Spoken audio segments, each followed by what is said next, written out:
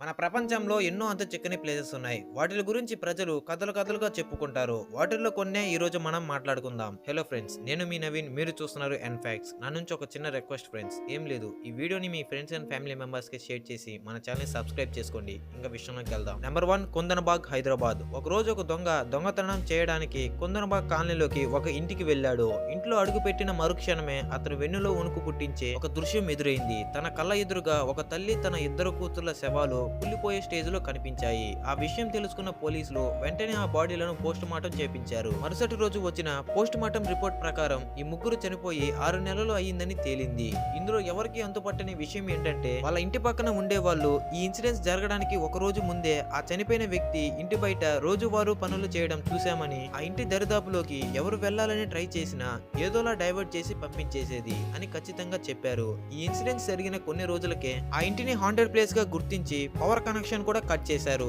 అయినా అప్పుడప్పుడు first floor లో లైట్స్ వెలుగుతూ ఉంటాయని చాలా మంది చెప్తూ ఉంటారు. Number 2, Banjara hills. ఈ బంజారా హిల్స్ అనేది ఒకప్పుడు కొండలతో కూడిన ఒక అడవి. నిజాం రాజా వంశస్థుల్లో ధనుకులైన వారు ఈ ప్రాంతంలో నివసిస్తూ అక్కడే వేటలు చేస్తూ ఉండేవాళ్ళు. ఈ బంజారా హిల్స్ ని అనేక రోడ్డు నెంబర్ తో పిలుస్తారనే విషయం మీకు అందరికీ తెలిసిందే. ఇందులో రోడ్ నెంబర్ 12 ఒక శ్మశాన వాటిక.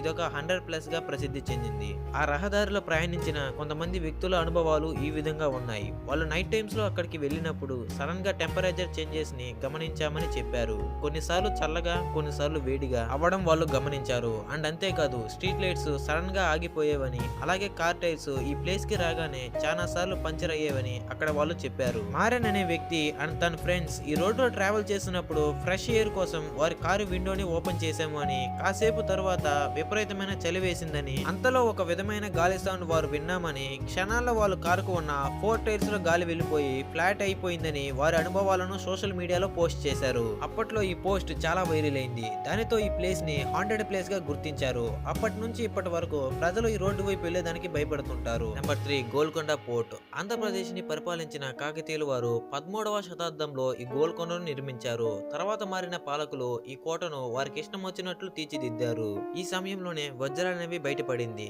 దాన్ని ఆ కోటలోనే భద్రపరిచారు. అయితే అప్పటి రానైన తారామణి ఇప్పటికీ ఆ కోటలోనే తిరుగుతూ ఉందని అక్కడ వాళ్ళు చెప్పుకుంటారు. ఆ వజ్రాల నిధిని తన కాపలా కాస్తుందని, ప్రతిరోజు తన గదిలో డాన్స్ చేస్తుందని అక్కడ వాళ్ళు చెప్పారు. అంతేకాదు, అక్కడ ఉన్న చెట్లలో ఆత్మలు నివసిస్తున్నాయని, అక్కడ ఉన్న చెట్లకు నీడ పడదని, అక్కడ ఎవరో నొప్పితో కేకలు వేస్తున్నట్లు అండ్ ఏడుస్తున్నట్లు సౌండ్స్ వస్తాయని అక్కడ ఉన్న వాళ్ళు చెప్పారు.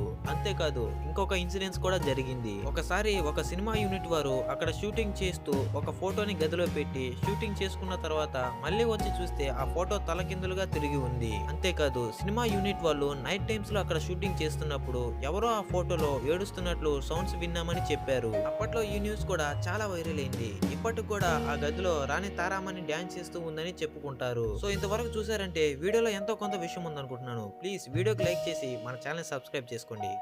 Number 4, Ryzen fort. ఈ కోట మధ్యప్రదేశ్లోని భోపాల్లో ఉంది. ఈ కోట గురించి ఒక ప్రసిద్ధమైన కథ ఉంది. ఇక్కడ రాజు తనే స్వయంగా తన రాణి తలను నరికేశాడు. నిజానికి ఈ కోటను 1280 ADలో నిర్మించడం జరిగింది. ఆ సమయంలో ఈ కోటపై పురాణ్మాల్ రాజు శాసనం ఉండేది.